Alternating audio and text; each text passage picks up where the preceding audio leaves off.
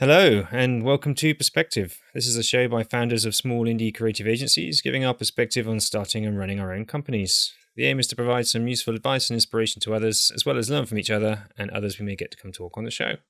This is our 8th episode. My name is John Dark. I'm a director at Every Interaction, and with me I have Dan Jon from Lighthouse London. Hello, Dan. Hey, John. How's it going? I'm pretty well. How are you? Yeah, not bad. Not bad at all. Excellent. Keeping busy over at Lighthouse? Yeah, pretty busy. I mean, to the point where I'm basically barely fitting in doing stuff like this, but that's fine. Yeah, same here. I think it's that time of year, isn't it? Around sort of end of Feb, beginning of March. Someone flicks the bananas switch and it rains bananas. Yeah, exactly. I expect it's a lot of, we should get that brief out first thing next year, and then people just come back and sit on it for a while and then go, this is supposed to be going live in June, isn't it? Or April, or, all right, let's ask if someone can do it in 4 weeks. Yeah, I think a lot of people's year ends are also fast approaching. Got to spend that cash. Throwing their money around. Yeah, trying to use it all so they get it the same amount again next year. Yeah. That's how it works, isn't it? Let's get our money nets out and try and catch it.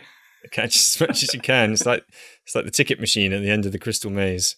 I used that exact metaphor in a meeting recently when we were saying what we're going to do towards the end of the year. We've got to hold our costs and then see how much new business can come in. Someone said that, and I just instantly thought, we've got to get the golds and avoid the silvers. Oh, how can you? You're just so frantically grasping at thin air. That's a metaphor for business, though, isn't it? If you're frantically flailing around the place, you are going to pick up silvers. It was a really good lesson. Brilliant. I love it. Cool. That's not what we're talking about today, though, is it? That's completely unrelated to what we're talking about. That was a terrible segue. Today, we wanted to talk about managing feedback, specifically with clients, and how we both go about that in our different ways, and some tips and advice we have for people about trying to get that right. Sure. So, obviously, presenting work back to clients is a big part of what we do. Do you guys structure the way you do your presentations? Is there like a pretty set way of doing it, or do you do it a bit more ad hoc based on the requirements of the project? Do you want me to say what I think we should do or what we actually do? Well, let's start with what you think you should do. And Okay, fine. Yes, we structure it very, very carefully.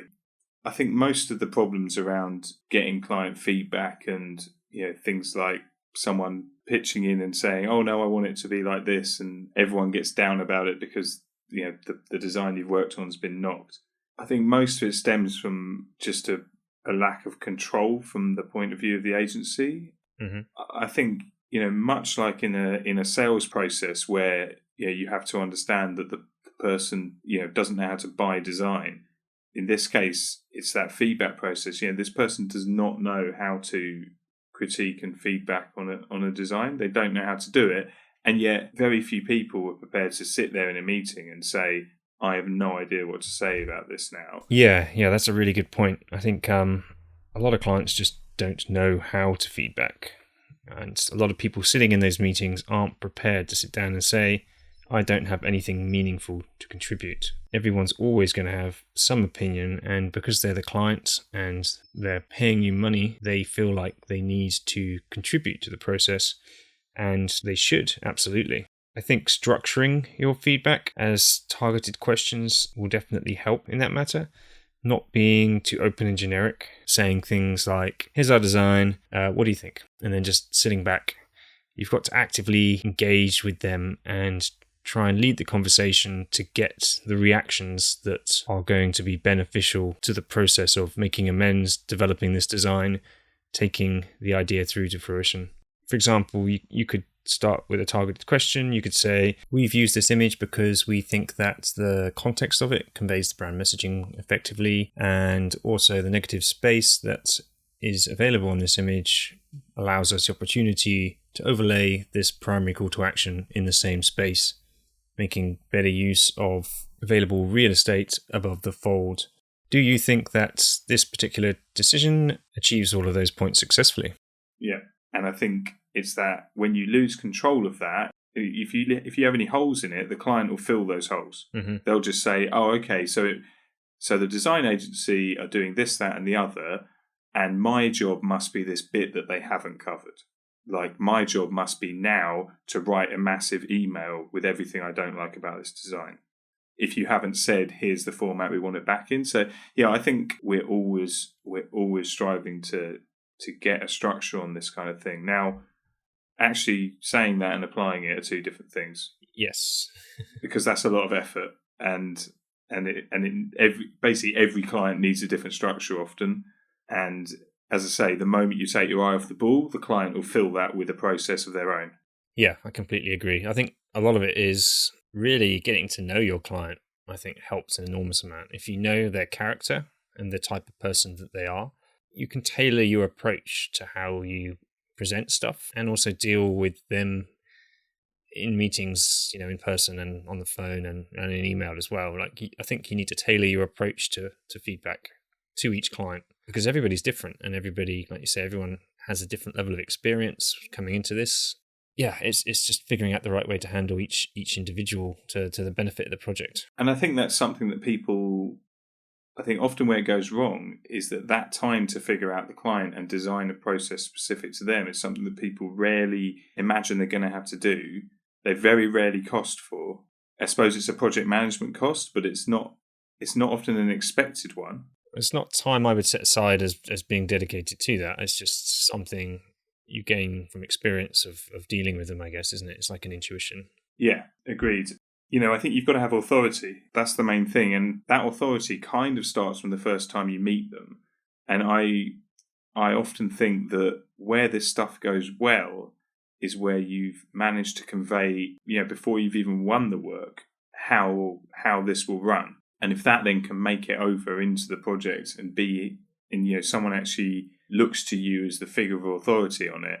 And so it's really hard, because until you're able to act like that authority and charge like that authority, to be honest. I mean, I think where we most probably struggled with this was back in the early days when we were fairly cheap. And if people think you're cheap, they're much more likely to say, okay, well, your opinion is worth this amount, and so I feel it's fine, I can take it or leave it. Where, once you get to the point where your rates go up and people are then saying, well, I've paid for your opinion, I better listen to it.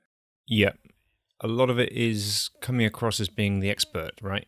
These people have come to you for your expertise. And if people don't recognize that and they have no value of your expertise, it's a very difficult point to start from. And it's important to recognize that as soon as possible. Yeah, completely. And I mean, we've done this. I mean, I'm not, as you know, a designer. And so I actually get to take out the kind of personal side of this when talking to clients, because it isn't something that I've put my energy into. Yeah, but does it apply to development as well? Or do you think it only applies to creative? It would apply to like how a feature was delivered. But then the person's still looking at the design of that, really. The difference is the authority. Like with development, you've pretty much got total authority because it's all just weird characters and dollar signs and treble equals, and you know what I mean? And no one really wants to contest that because they don't have a frame of reference to. Every now and again you get a client who, it's a sort of a little bit of knowledge is a dangerous thing sometimes. Someone that will ask you and quiz you on how you're going to do things. Mm-hmm. But generally you get good at making that person feel comfortable with the approach you're going to take. So no, it doesn't really happen with development, I would say. And I think it's just about trying to get to the bottom of what they're saying and why they're saying it.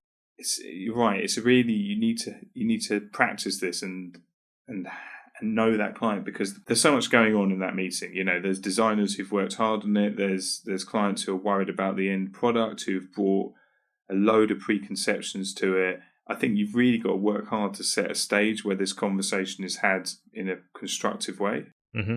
And it's taken us ages to set that stage. I mean, I've had ones where I've had to ring a client back up afterwards and be like, we completely just bullied you. I'm really sorry. You know what I mean? Because we basically got our teeth into an argument about why a design should be a certain way, had a completely valid point, but just presented it so badly that the person was just left saying, well, fine. You just go with what you want. You're the designers, and you suddenly realise, okay, this isn't the way to do it. You can be right about design, but you've actually got to get through this meeting out the other side, and everyone feel like the right calls were made. Yeah. It's important to be able to have that authority around what you talk about, and I think the way you go about that is to really think about why you're making every decision as you're making it, and especially in design, it isn't really about intuition design. It's about skill. It's not art.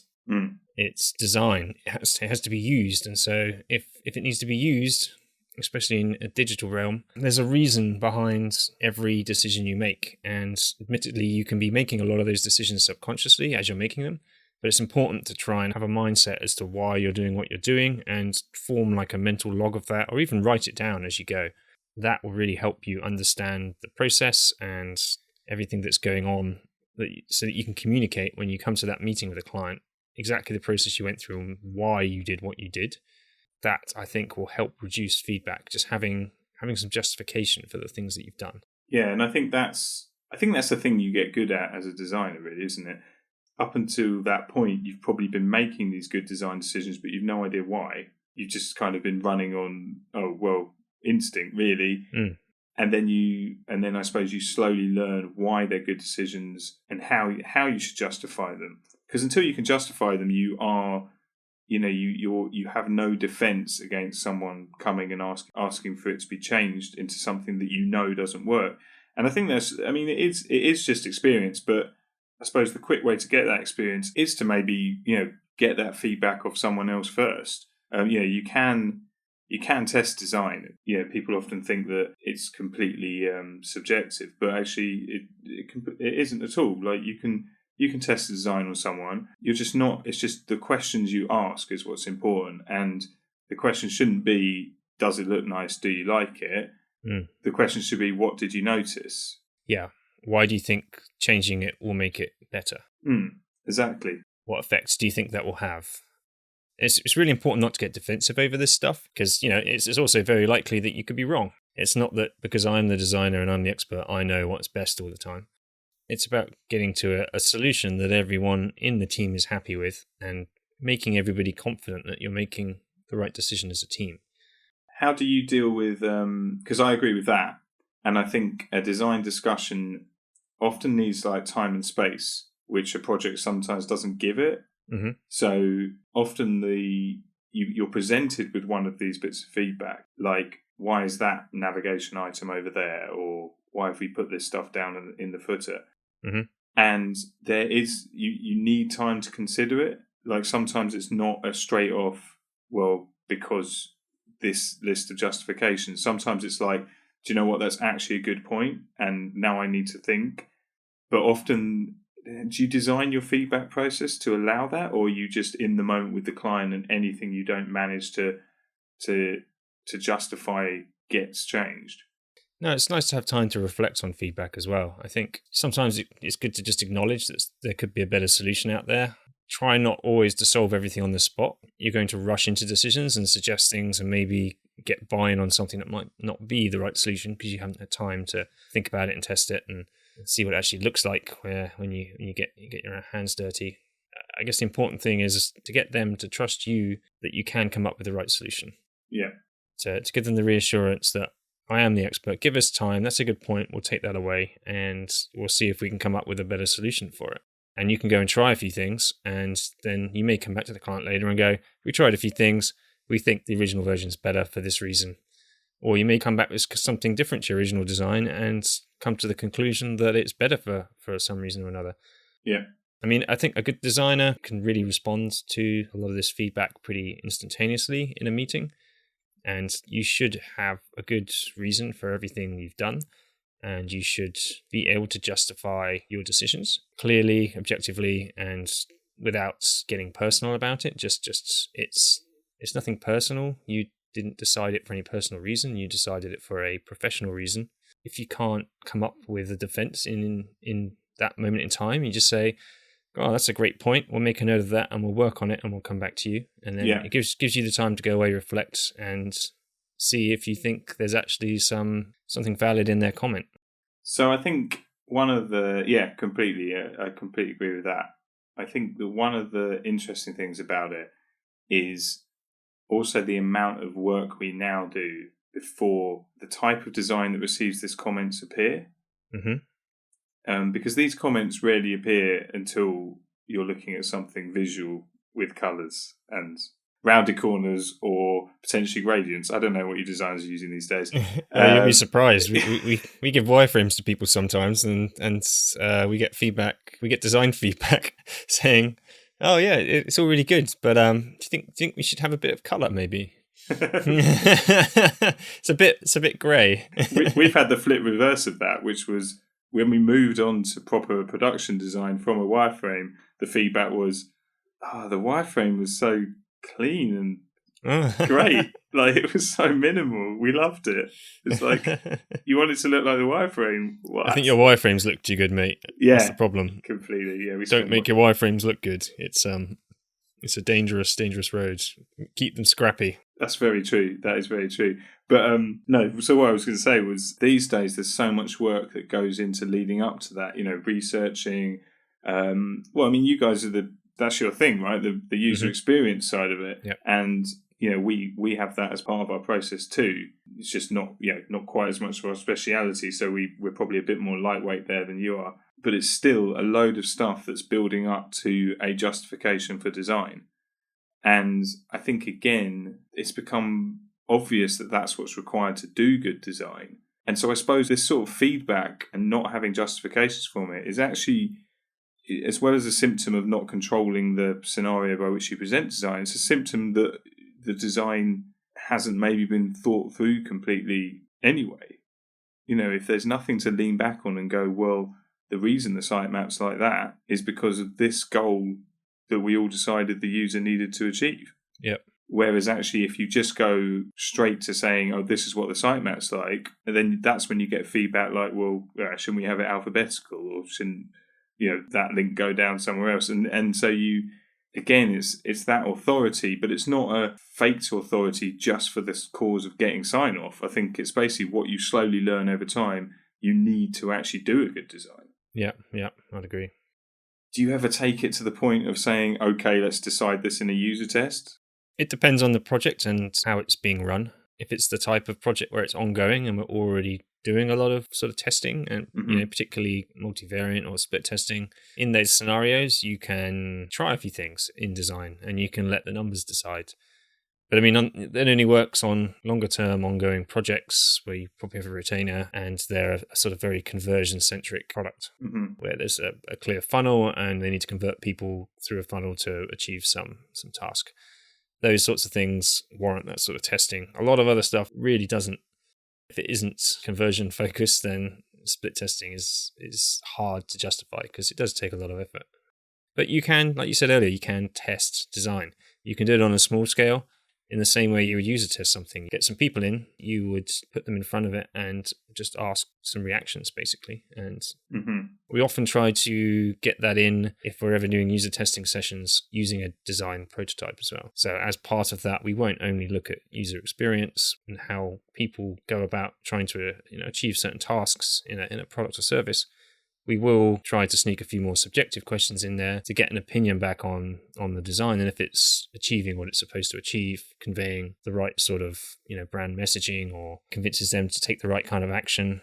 It could be even brand level. And does this communicate what this thing is supposed to do as a whole? Sure. It's definitely testable. It's just whether you can justify the time to do so. And not every project you can afford to test the design. Completely. And I feel that design testing, as you say, is something that you build up on, as most testing is, to be honest. We do testing a lot as part of projects. I always see testing as a way of trying to cause like a cultural change in that company, because I think you can learn a nice amount of a usability test on something, but really testing becomes effective when you're repeatedly testing and carrying the learning forward to the next test and then trying again, And obviously in most projects, certainly because we're not a usability testing company, most of our projects they don't get that much testing. So it's more a kind of, hey, look at the amazing things that this one round of testing told us. You guys should keep doing that. So yeah, the way you sell how you're going to decide on design is quite important, and actually leads to probably, again, some of these problems being mitigated. You have to really set the stage that this is going to be about, does the design solve the problems? And so I always hang user testing there as like if we really come to a stalemate here, then we're going to ask the users. Mm-hmm. And actually, that's more to just keep them thinking that is how they should break those stalemates. Like, what do the users want? Is this a user's opinion? And if you keep asking that of them and of yourselves, then the argument is always grounded in that place. No one's going to be right or wrong. Yep. Like, we're just trying to find out what the user wants. Yeah, you've got to remove all subjectivity from the conversation. Yeah. It's not about asking whether you like blue links in your site. I do. It's about asking what blue links can do for your business. They're so much more clickable than the other colours. Yeah, well, it's some of this stuff is really subjective, and just a simple thing like a color can really change one individual's opinion. But this is where testing can come in quite handy, because you can change variables like colors reasonably quickly if it's all in the code at a CSS level across the board. Yeah. And split test them and see which ones do convert better. Yeah, absolutely. It is hard to have those conversations without data to back it up. Well, I think I find myself using that whole "it's about the user" thing as a way to frame the conversation. It's not necessarily that that's how the conversation is going to go, because as you say, it actually takes more effort than that to find out what a user actually thinks. But it's just if people have their heads in that place, then you find resolving issues way quicker. Like you just find you can talk more openly about why people do and don't like things if you frame it as a third party opinion. Mm-hmm. So it's more a technique. Like, I don't for 1 minute think that by sitting there I'm doing proper user testing just by imagining what a user might want, but it does help keep that conversation on track, I think. Because one thing I do debate with internally, that is, amongst all the other things I debate internally about, is there does come a place where someone's got to own the design, right? And that at a certain point, if no one really knows what something should be like, and it's a mixture of opinion over what someone might want, I always just think, well, the same person should win all of those arguments. So, like, that should be the designer who's trying to hold all this together, because I suppose what I'm getting to is, when you're showing stuff to get feedback, you're often showing like a small part of what is actually quite a large design system. So, in the designer's head, there are screens upon screens after this screen that's being shown, which use elements from this screen, and will be, the whole design patterns will flow through the site. And yet you're having a conversation about how many do you show? Like, one or two at once, or? Really depends. You may show one half-finished page. Oh. You may show 10 completely finished ones as part of a system. I guess it depends on the project. Sure. At the moment, working on an interface that's insanely complicated, and it's just a lot of functionality and hierarchy to convey in a single page. And, it's taking a very long time just to get the first page out the door, because the fundamental design system has to start with this page, which is the most complicated looking view we could conceive of in the system.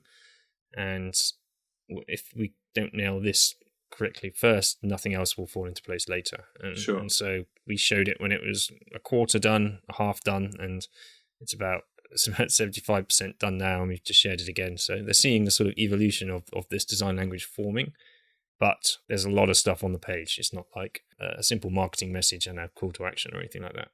Yeah, at the same time, obviously, when you're designing something, especially something that's large and has many elements to it, there's a whole design system that needs to be developed as part of getting to a complete design solution. And only addressing a small part of that, even if it is the most complicated part, you're not going to solve the entire design system. And you shouldn't consider every single little detail signed off after presenting that back to someone and getting some feedback. You should be expecting that the design details and the design system as a whole to evolve as you continue to look at other templates, other pages, other sections of the same system. It needs to be a continually evolving organism. It's not something that you can just define a definitive, unmoving set of rules about from the very outset and expect that to apply to areas, interfaces, content that you haven't even started looking at yet. So you've got to be flexible, but at the same time, some of these rules could permeate throughout the whole thing, and you need to be aware of what's ahead so that you can be laying relevant groundwork for a design system that's going to be flexible enough for the job which you're working on. So from that point of view, how do you decide when to show someone something? Because surely you're also up against the kind of, I don't understand this, I need to see it all finished, versus, well, that'll be a complete waste of time if we show you this and you reject it in its finished state, when you could start rejecting it now so we don't waste all that extra time. So, or love it, I mean, obviously there's sometimes it goes well. I think it comes down to the project and the client. It's a judgment call, and it's about at what point am I going to get the most useful feedback that's going to benefit us, our process, and the project. Yeah. If it's a relatively simple sales site for a product and the client doesn't seem overly design opinionated and relatively trustworthy in your expertise, then you could do quite a bit more work, take that to them, and be quite confident that you would only probably be looking at some minor changes. On the other hand, you could be dealing with a very complex and difficult to visualize functional product, and it's a lot of work to get to a finalized version, because we always, with anything we do, we always start with the most complex thing we can as the starting point for the design.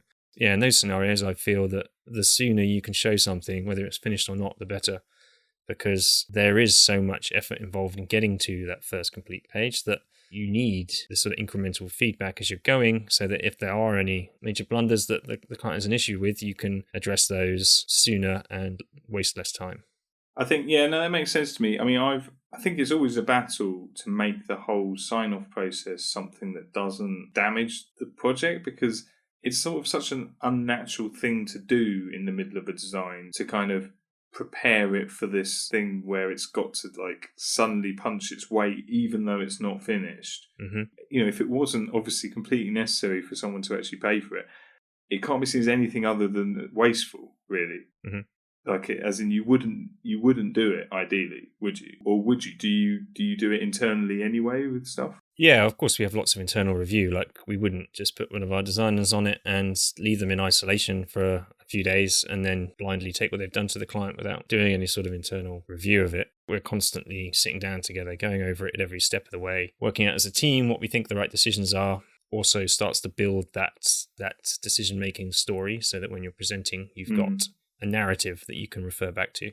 And also challenge. I mean, I find as a non-designer, what I'm looking for is to say, what here can I challenge as not making as much sense as it should, or what in this design is the first thing they're going to call upon. Again, that is one of the problems with showing things that aren't completely polished, is if there are real kind of sketchy bits or just stuff that's been just thrown on, don't worry about that, that's just to balance the page until we look at that. Every one of those bits erodes confidence and take a bit of focus away from what you're trying to get out of the feedback. So it's super complicated, and I mean, especially since they invented bloody mobile phones. I mean, once upon a time it was like, this is what your website's going to look like, sign it off and then we'll build it. And now I feel like that it's hard to measure when you should be getting that feedback. And I suppose what I find we do is challenge our process so often that we never get good at a process. You're sort of like, well, that process is fine, but we should really do this, that, and the other. And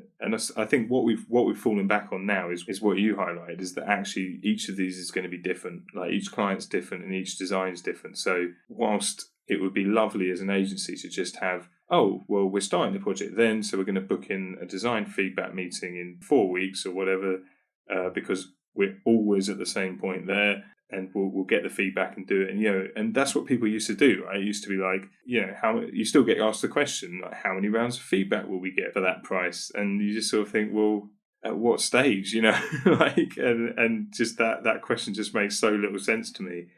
I suppose you're the one that needs to make it make sense, right? You're the one that needs to say, well, here are the parameters by which we'll be collaborating on this design. And even though up until the point of working with us, we've been saying, that this is going to go perfectly.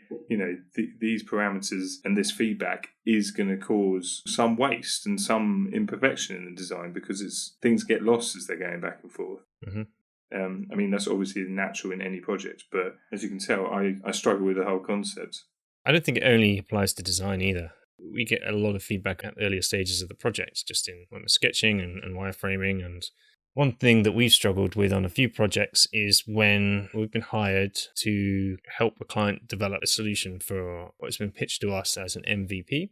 And the whole time we are concentrating on making it as simple a user experience as possible, making the product minimal to make it an MVP and ship something to market.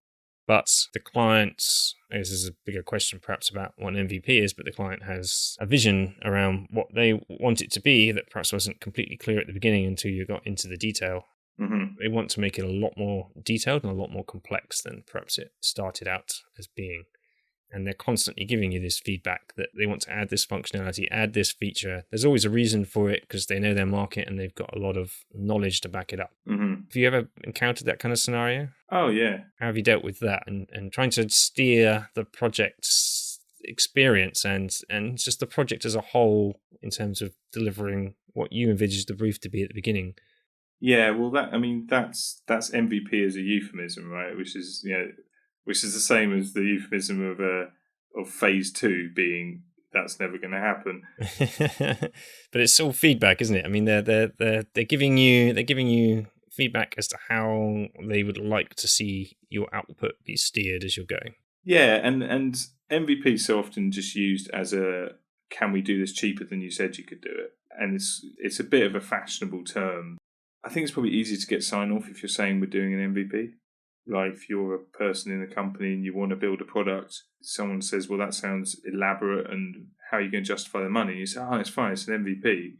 This is a learning thing. So we also don't even have to be successful. We just got to learn something.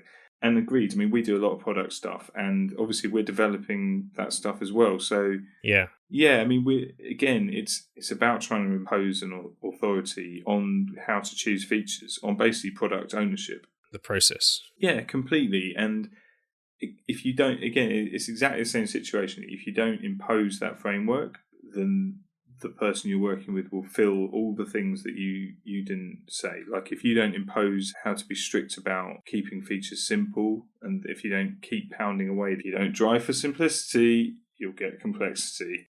If you don't keep pounding away on that, then the moment you look away, your backlog of features will be full of completely wild features that you can't possibly say is MVP. But how much do you push back?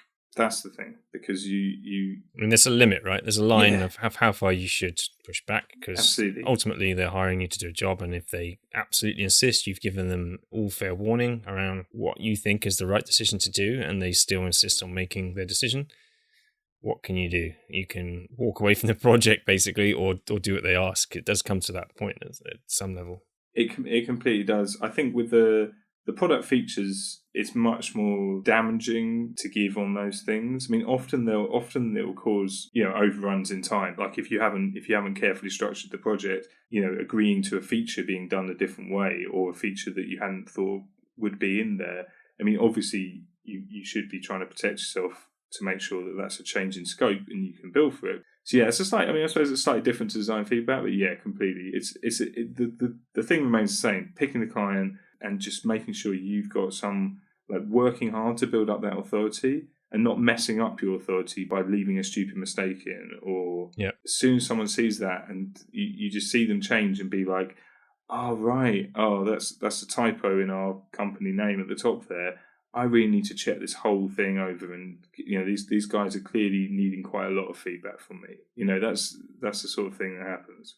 But yeah, so anyway, we're on a slightly different topic now. But I think it's definitely it all comes back to you've just got to work hard to build authority, because that's what's going to get you the feedback you want when someone actually, just like you say, someone trusts you. Yeah. And, sometimes people just aren't experienced, as we touched on earlier, that they just don't know how to communicate what it is that they're trying to get across, and their feedback can often be misinterpreted, which is a danger. I often find if they say something that doesn't seem to make sense, actually try and help them make their point, try and help them articulate what they're trying to say, reframe their question and reframe their feedback, put it back to them as another question for them to sort of extrapolate on them. It makes them step back and think about it more, and it gives you more time to think about a considered response, especially if you're in a face-to-face scenario. Yeah, completely, because often they will have insight that you don't have over the user. Yeah. The classic example is, oh, can you make that button red? And you're like, well, that's just an awful design decision. But essentially what you're saying is that button is really important. People need to see it. At the moment, I feel people can't see it. Most of the design in our place, someone will grab me and say, look at this. And yeah, I think that's my one contribution to the design process, is to look at something and go, it looks fantastic, but that part of it's lost. And I'm very careful to not say, why don't you make it blink or any of the other great ideas that I've got in my locker. I'm very careful just to state what my problem is with it. It's just stating the problem, and that's the kind of feedback you want. And I try and coach clients to that. We're always trying to just give us the problem and we'll try and find the solution. But you've got to earn the right to do that, because when they do just give you the problem, you've then got to go and find the solution. We've had that before where we've done that, and I think I've ended up with a slightly frustrated client going, Dan, I know you just keep telling me to give you just the problem, but it's not getting solved, kind of thing. So solve it by making the button red, and and you sort of realise. You've got to earn it. You've got to manage that process. And you're right. When a client does give feedback, you've got to help them with it. And certainly, the way to get overridden is to just go, no. No, you don't want it red. It's this color because it's that's a nice color with these other things. You'll get overridden. You know what I mean? You'll lose. Yeah. If you don't put forward a good argument, you can't defend why you made your decision. Yeah. Give a valid reason for what you're doing. If it's just opinion, or even if you deliver the valid reason, but you deliver it in the wrong way. Yeah. If you make them feel, oh, I know what I'm doing, you don't, or you're not of value to this design process, you're going to get what you deserve. Yeah. If you just say I like it or I think that's better, then you've lost. Yes. Basically, you've got to remove those words from your vocabulary entirely and just focus on what decisions you made to get to that point in the first place. And if you don't have any valid reasons for the decisions you made, perhaps they weren't the right decisions. I mean, we're just experimenting with, I heard the guys chatting about it the other day, a way of showing design, but showing it in the context of the previous work that has gone on. So, I mean, the previous versions of the same design. Yes, and maybe even the wireframes and the research, and if they're doing mood boards, they go back and forth on mood boards. Mood boards are hard to get feedback on as well. Oh, haven't bothered with that. No, I know. Yeah, I think we basically there's something about them we like for certain things, but the feedback you keep getting is well, they were so colourful and amazing. It's there were lots of different sites altogether. Okay, fine. Yeah, there were lots of moods on there. The moods were amazing. Where are the moods? Where have they gone? But no, more. Even if it's just as a I'm going to say the word garnish, which is ridiculous. But even if they're just there when you're looking at a thing, even if they're not a foreground thing that you're meant to be looking at, if they're just saying this design has come from somewhere, this is not the first time anyone's done anything here. And I think that can be important. If someone's seeing it new, who's just they don't know what to feedback on. They don't know, oh, this is near the end, or this is the first stab, or right, what are we to think about here? I mean, I've heard people use video effects for that kind of thing. Have you ever done a video showing people through a design to kind of get to stakeholders that aren't, so because one thing people that can mess things up is if a design gets out into the wild, which again you lose control. If a design's oh, I'll just share this with the board, right? Well, yeah. Oh dear, yeah, that's a warning sign. Yeah. So, but one way of doing that potentially, we haven't done it. I've heard it can work quite well, is to actually say, well, the board gets to see a video of me showing the design and talking about the design. Oh, so you record the presentation? I think that's what you do.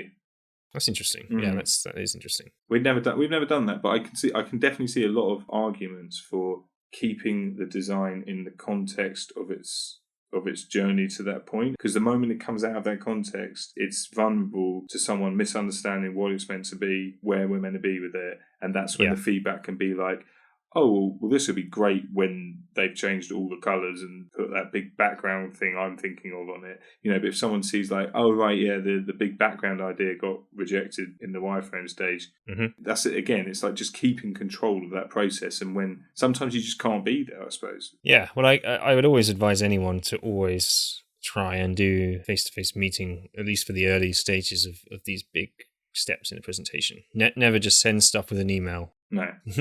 With a whim and a prayer and hope that everything's going to be fine. You can do that later on when everything's mostly resolved and you're just like rolling out a design language that's been agreed upon and signed off. Even if you can't actually be there in person, just do it with Skype and screen share and talk through the whole thing. And maybe recording that would be a good idea if you want to share it with more people afterwards. Yeah. That's a nice idea, having that sort of supporting argument, or at least the decision making behind how it got to where it is. If you just show people stuff out of context, opinion just creeps in and there is no context. Yeah. One trick I always use is to always start the meeting with how you finished the last meeting. Okay. So if in the last meeting you looked at some wireframes, you spend the first few minutes just doing a very quick run through of what you covered off then or what's happened since on that part before you step into the new stuff. So it's exactly that. It's that context of where you're at, especially because you've probably been looking at this constantly for a week, 2 weeks, every single day, and it's been on your mind and you're completely aware of where the project status is at. Your client may not have looked at this since you last saw them a fortnight ago. Yeah. May not have thought about it since and couldn't remember every detail of that meeting. So it's important to bring some of that history back to give some context in order to control the kind of reactions and the feedback that you're probably going to be getting from them. Yeah, because to own the process, you've got to take responsibility for that. Like you've got to be responsible for the client understanding and giving good feedback. You can't just turn around and be like, oh, well, it's not my problem that the feedback wasn't very good. It's like, well, this was your process. And if it wasn't your process, then that's your first mistake. Yeah, absolutely. Awesome. Nice. Any parting thoughts? No, I look forward to lots of feedback on this episode from the wider community of pod listeners. Yes. I'd only say that, everyone working on the project, you're on the same team, you're all trying to achieve the same goals. It's not a fight. It's about trying to make the right decisions for the right reasons, and there's always a path to getting there. It's just finding the right one. Completely, yeah. I just add be creative with it as well. I think it's your process is it's almost a way of marketing. If you've got a creative process and the way that you go about getting feedback and you explain it nicely, like design that process in the way that you design everything else. And people, if you can make it enjoyable, people will say, those guys had it, or, that agency was great. It's something you can actually be creative with.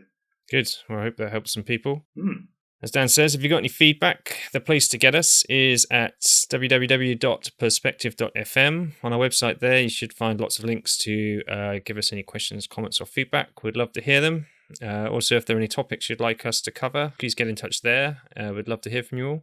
We're on iTunes, so please go there and give us a rating. That helps us out a lot. If you haven't done it yet, please go there right now. There should be a link on the post for this episode and every other episode on our website, perspective.fm. We're on Twitter, _perspective.fm, on the Facebook and everything else. Links are all on the websites.